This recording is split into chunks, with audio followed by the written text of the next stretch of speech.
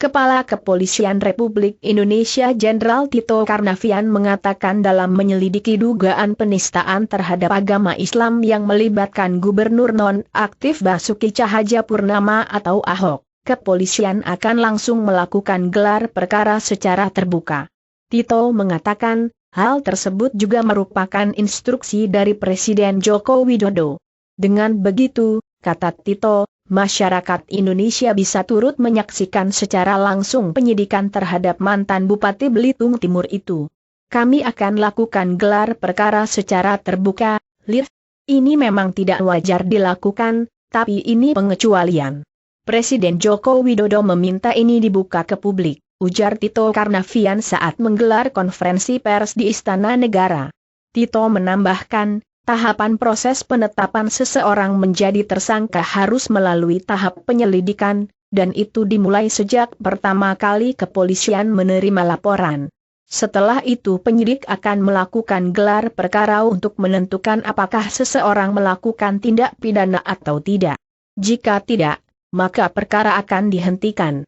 Namun jika hasil gelar perkara membuktikan adanya tindak pidana, maka pemeriksaan akan dinaikkan ke level penyidikan, dan status terlapor berubah menjadi tersangka. Bisa merujuk pada Basuki Cahayapurnama, lalu kami akan tuntaskan berkasnya, dan diajukan ke kejaksaan, kata Tito. Dalam gelar perkara itu nantinya Kepala Badan Reserse Kriminal Komisaris Jenderal Aridono Sukmanto akan bertindak sebagai ketua penyidik, dan akan dihadiri oleh 11 pelapor, berikut saksi ahli yang diajukan oleh pelapor, termasuk Majelis Ulama Indonesia. Gelar perkara juga akan dihadiri saksi ahli yang diajukan oleh penyidik, seperti dari Universitas Gadjah Mada, Universitas Diponegoro, Lembaga Bahasa dan lain-lain yang mereka anggap kredibel. Selain itu tim kejaksaan, Kompolnas dari kepolisian serta anggota Komisi Hukum DPR juga akan dipanggil untuk ikut mengawal kasus tersebut.